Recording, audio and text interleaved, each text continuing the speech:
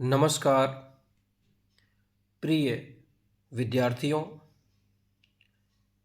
अभिभावकों, शिक्षक एवं शिक्षिकाओं, प्यारे बंधुओं, आप सभी का दिल की अनंत गहराइयों से हमारे इस वीडियो में हार्दिक स्वागत और अभिनंदन है। मैं डॉक्टर परमानंद शुक्ल, विद्या वाचस्पति सारस्वत सम्मान से अलंकृत आप सभी के बीच परीक्षा से संबंधित महत्वपूर्ण जानकारी ज्ञान लेकर के आया हूँ। प्यारे दोस्तों, बहुत ही कम समय रह गया है बोर्ड की परीक्षा में।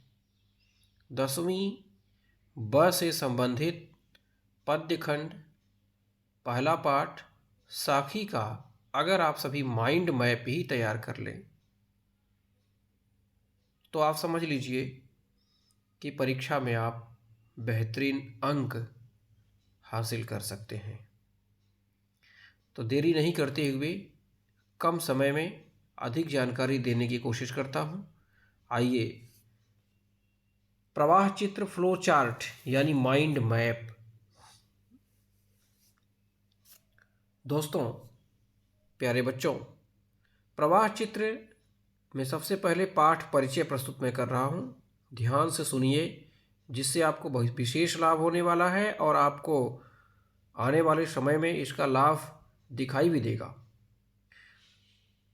पाठ्य पुस्तक में वर्णित कबीरदास की 8 साखियों में कवि ने नीतिपरकता, प्रेम तथा भक्ति जैसी गूढ़ बातों को बड़ी ही सरलता से स्पष्ट किया है।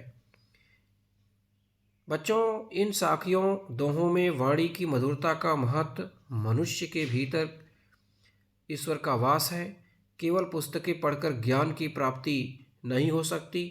ईश्वर की प्राप्ति होने पर संत और भक्त चारों ओर प्रेम की सुगंध फैलाते हैं। इन सभी बातों का बड़े ही सरल तरीके से कबीरदास जी ने वर्णन किया है और बड़ी कुशलता इसमें दिखाई है। तो आइए सबसे पहले समझते हैं साखी क्या है। साखी का अर्थ है प्रत्यक्ष ज्ञान। मनुष्य के जीवन को सदुपयोगी बनाने की प्रेरणा इस पाठ से मिलेगी आपको। वाणी की मधुरता के महत्व को स्पष्ट किया गया है। कबीरदास जी ईश्वर का जो वास है, स्थान है, उसे अपने अंतःकरण हृदय में ही मानते हैं, मंदिर और मस्जिद में नहीं मानते। अहंकार का नाश होने पर ही ईश्वर की प्राप्ति संभव है। निंदक को पास में रखने की सलाह पर बल दिया गया है। आचरणगत बुराइयों को दूर करके अपने स्वभाव को पूरी तरह निर्मल, स्वच्छ बनाया जा सकता है। कबीरदास जी संसार के प्रति बहुत ही चिंतित हैं।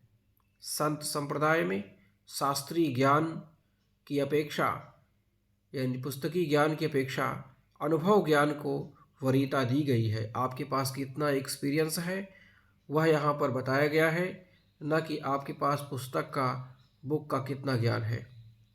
ज्ञान का प्रकाश अज्ञान, मोह आदि के अंधकार को मिटाता है।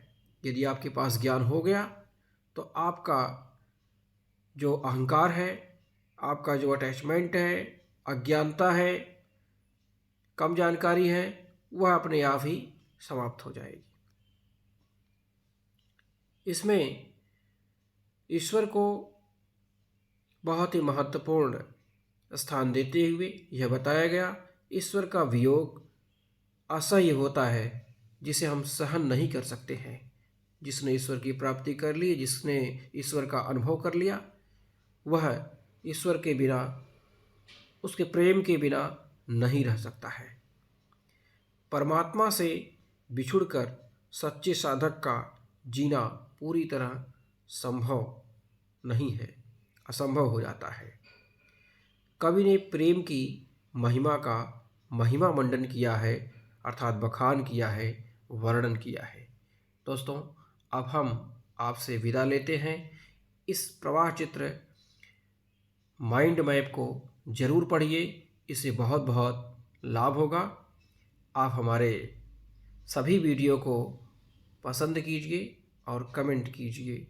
लोगों को अधिक जानकारी के लिए हमसे संपर्क बनाए रखना चाहिए। आगे बहुत से महत्वपूर्ण वीडियो हम आपके बीच लेकर आ रहे हैं।